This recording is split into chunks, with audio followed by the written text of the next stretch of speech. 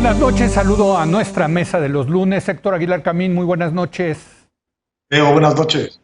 Jorge Castañeda, buenas noches, Jorge. Hola, Leo, Javier, Héctor. Y Javier Tello. Javier, muy buenas noches. Leo, buenas noches. Héctor, Jorge, buenas noches. Bueno, yo supongo que parte de nuestra audiencia está esperando o estaba esperando que analizáramos el tema de la embestida gubernamental en contra de la revista Nexos. Hemos decidido no hacerlo por un tema de conflicto de interés, porque pues aquí tenemos nada menos que al director general de Nexos, quien es Héctor Aguilar Camín, dos miembros del comité editorial, que es Jorge Castañeda y yo, y uno de los autores consuetudinarios de la revista, que es Javier Tello. Entonces, lo vamos a dejar para otra mesa, lo que ocurrió con la revista Nexos. Solamente, Héctor, sí valdría la pena que nos digas que hoy creo que Nexos publica una historia muy detallada, una crónica muy detallada de este diferendo con el gobierno. Sí, queremos añadir información puntual, la información que tenemos al caso, porque nos parece que debe seguir el cauce legal de una querella legal, como está previsto en la ley.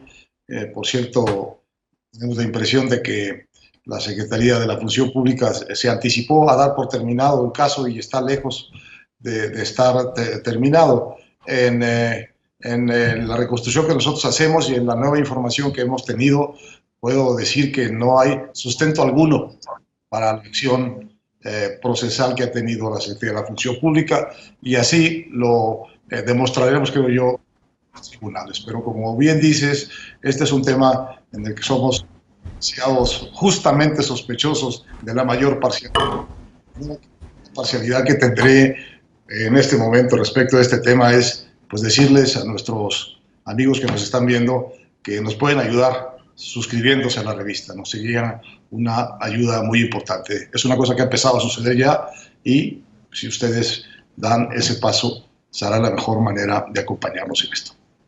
Bueno, pues sí, ya que la mesa iba a estar muy cargada,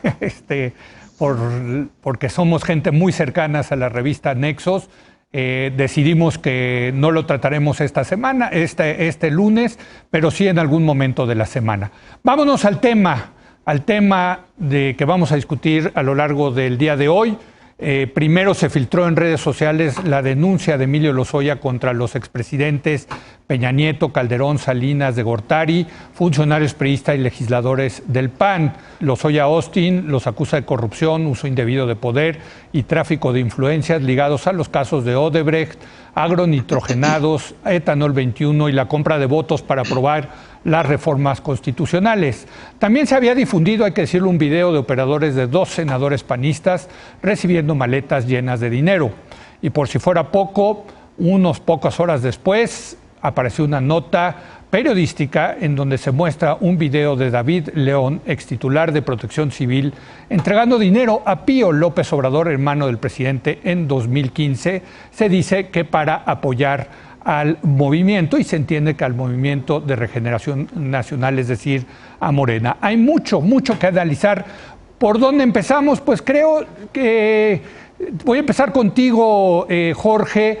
Después de leer la denuncia de hechos que se filtró de Lozoya, mandé ahí un WhatsApp y te decía, oye, creo que sí iban por Peña, contra lo que tú pensabas, contra el expresidente Peña, porque hay acusaciones muy duras en contra de Peña. Jorge. Mira, en efecto, Leo, las acusaciones contra Peña Nieto y contra Luis Videgaray, además de otros funcionarios del gobierno de Peña Nieto, por otros motivos, pero esas acusaciones en particular son especialmente duras y especialmente difíciles de esquivar en cuanto a algún tipo de imputación legal se refiere. Ahora bien, como tú mismo comentabas, un par de días después apareció este otro video con el hermano del presidente, que pues todo sugiere, sin que nada lo confirme, que fue probablemente filtrado por alguno de los afectados en la denuncia de Lozoya y muy posiblemente por el propio Peña Nieto, mostrando que no está manco. Entonces, aquí volvemos al tema.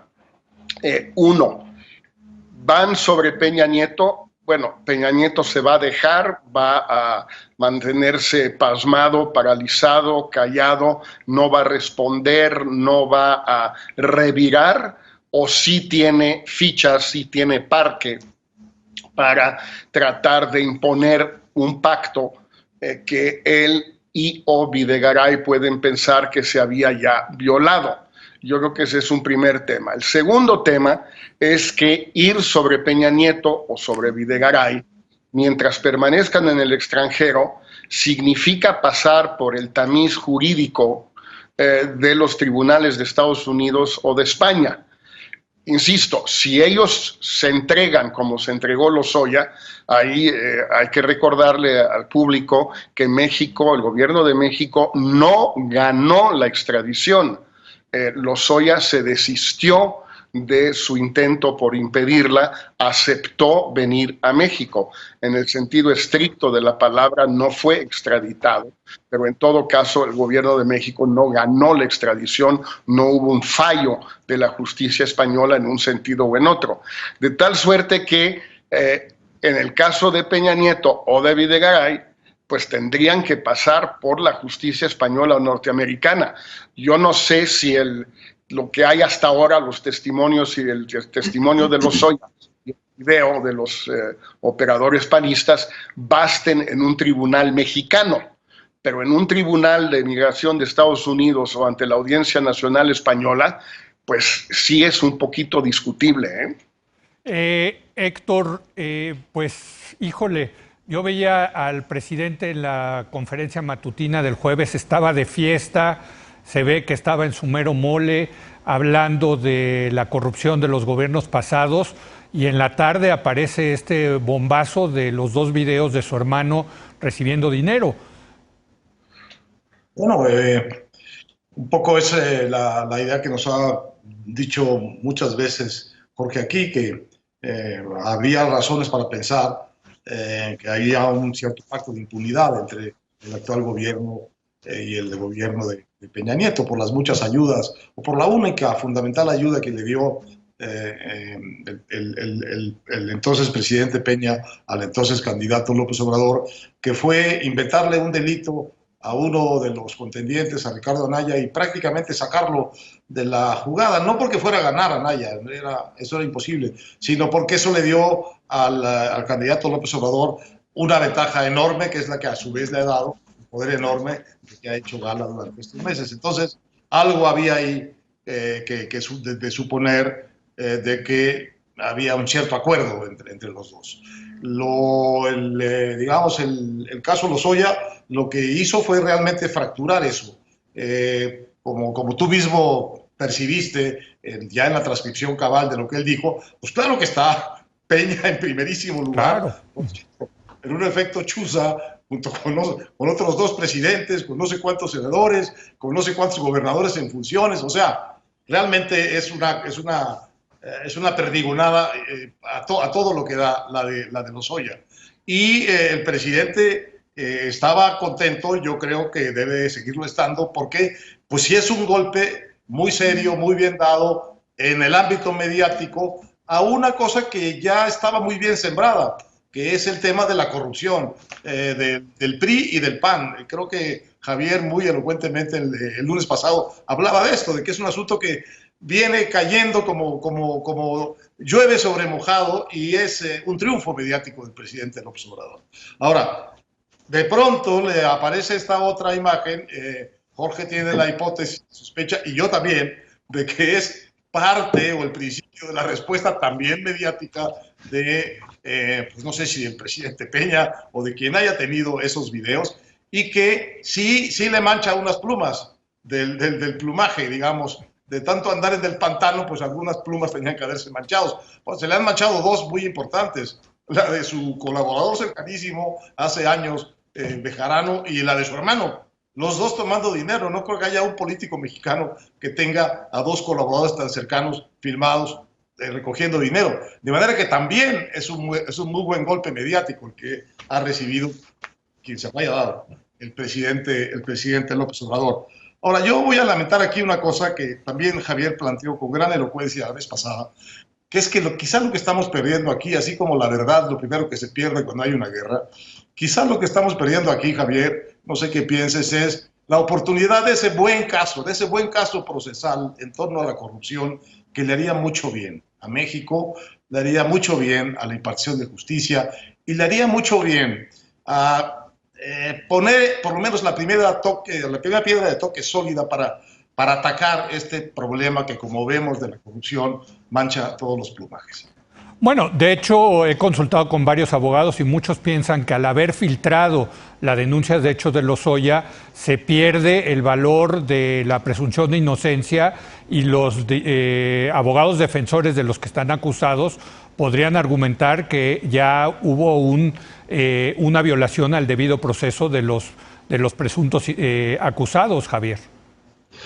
Sí, yo confieso que ese es un tema más para abogados, sí. Definir si se viola, no se viola, cuándo se viola, cómo se viola, qué tanto se viola, en fin, yo la verdad desconozco esos detalles. Pero se estaría perdiendo lo que dice Héctor, ¿no? La posibilidad de un juicio, no decía Héctor, no impecable, pero lo suficiente la semana pasada, totalmente, ¿no? Para ejemplar para la opinión pública de combate a la corrupción.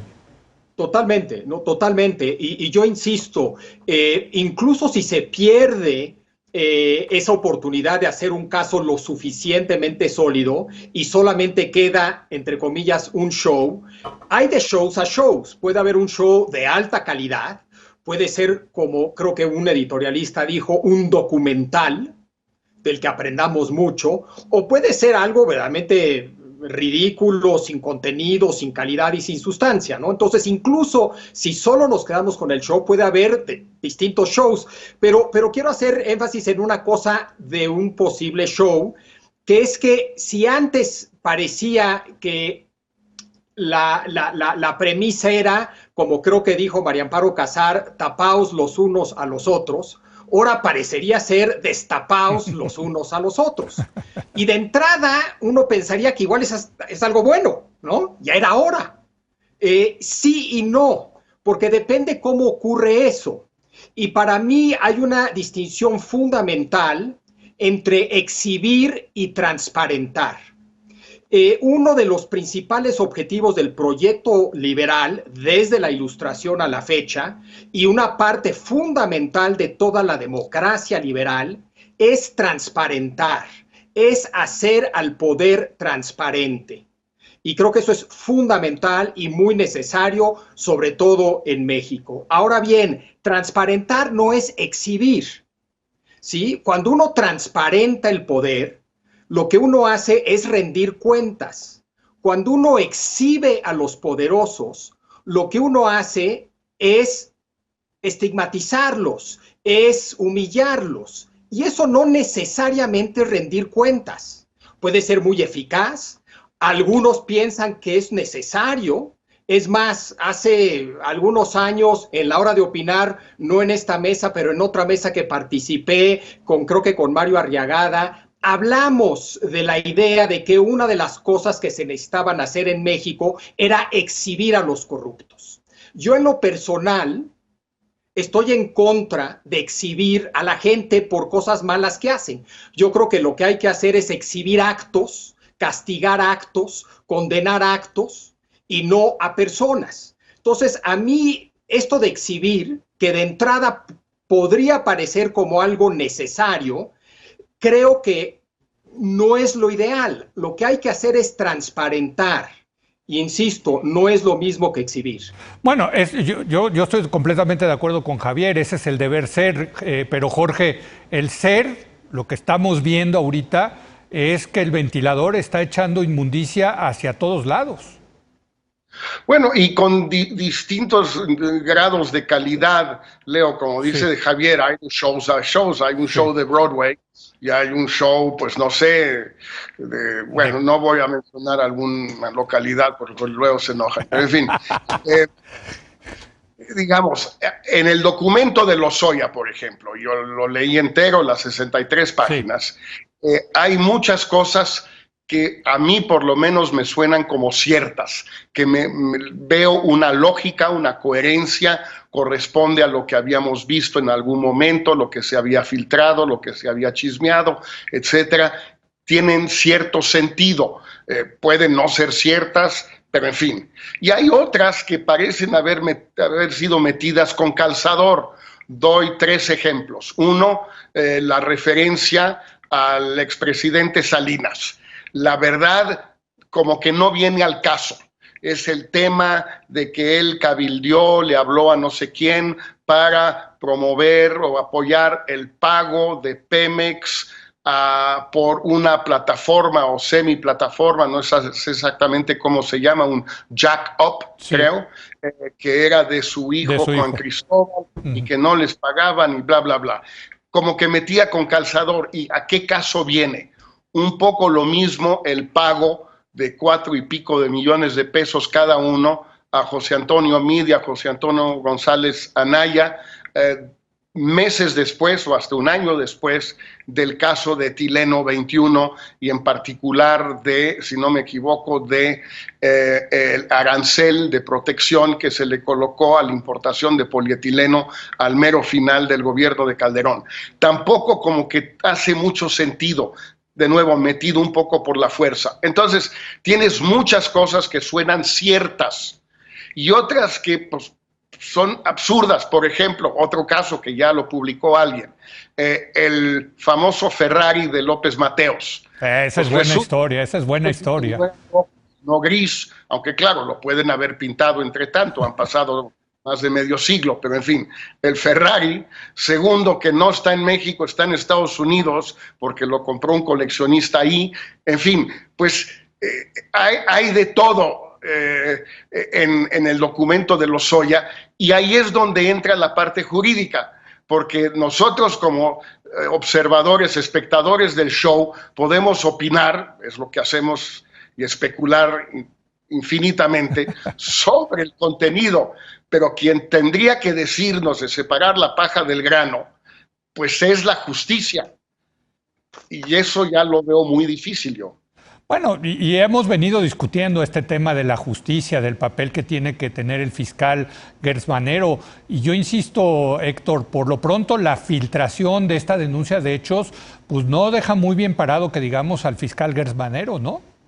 Bueno, mira, la verdad es que creo que los abogados de la defensa pues van a tratar de aprovechar hasta el último pedacito de lo que tú estás señalando, de que esto está, digamos, violando de antemano toda garantía de un debido proceso. Pero me quiero referir a lo que nos ha dicho Javier, porque me parece particularmente lúcido y particularmente pedagógico de por qué es que tenemos que lamentar que se esté perdiendo o parezca irse perdiendo la posibilidad de un juicio bien hecho. Como dice Javier, exhibir es una cosa y transparentar es otra cosa. Son dos cosas absolutamente distintas, como él mismo lo explicó. Pensémoslo pensando en los videos de los que tenemos. Los videos exhiben a quienes están ahí, nos muestran haciendo un acto pues, repugnante, deleznable, criticable, muy seguramente, muy probablemente ilegal, recibiendo dinero, contando dinero en efectivo, con un obvio sentido de clandestinidad y de una perversa clandestinidad. En los dos casos. Unos están más relajados, a unos los vemos mejor, a otros los vemos peor. Pero no sabemos exactamente nunca qué es lo que está pasando. Es decir, ¿de dónde viene el dinero? ¿A quién se lo están dando? ¿Para qué se lo están dando? ¿A dónde va a llegar después ese dinero? ¿Quién lo va a utilizar en qué? Lo único que tenemos es una imagen pues, muy desagradable que te conduce inmediatamente a decir, qué gente, ¿no? Sí. ¿Qué gente? Pero no te explica lo que está pasando, lo que pasó realmente. Solo un juicio te podría llevar, como muy bien dice Javier, una vez que está exhibido ese acto, a explicarte cuál es la cadena de ilegalidades que y que vienen después de ese acto.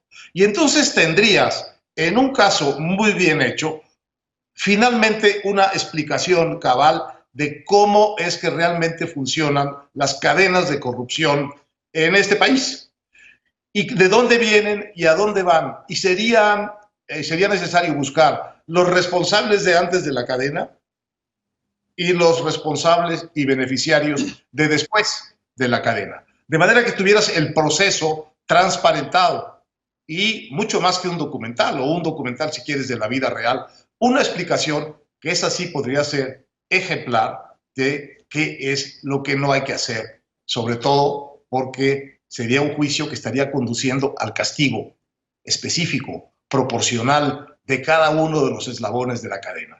Entonces, transparentar sería una gran cosa desde el punto de vista jurídico, institucional, pedagógico. Exhibir, pues solo alimenta fundamentalmente nuestras bajas pasiones y diría yo, las bajas pasiones que ya tenemos, el sesgo que ya tenemos hacia uno o el sesgo que tenemos hacia el otro. De manera que yo aprecio muchísimo esta distinción que ha hecho Javier. Ahora, tengo la impresión, Javier, de que el presidente lo que quiere es exhibir, no transparentar, porque él mismo dijo, ojalá saliera el video donde se ve que están recogiendo el dinero en el Senado y misteriosamente sale unas horas después. También dijo, ojalá la gente se enterara de lo que ha denunciado Lozoya y unas cuantas horas después se filtra la denuncia de hechos. Creo que aquí el criterio más, por lo menos para el presidente López Obrador, es exhibirlo y yo creo, desde luego, que con un propósito político electoral. Sin duda hay ese propósito político electoral y yo te diría que lo que quiere poner a juicio no son a personas, sí, sino es al viejo régimen, sí, ¿no?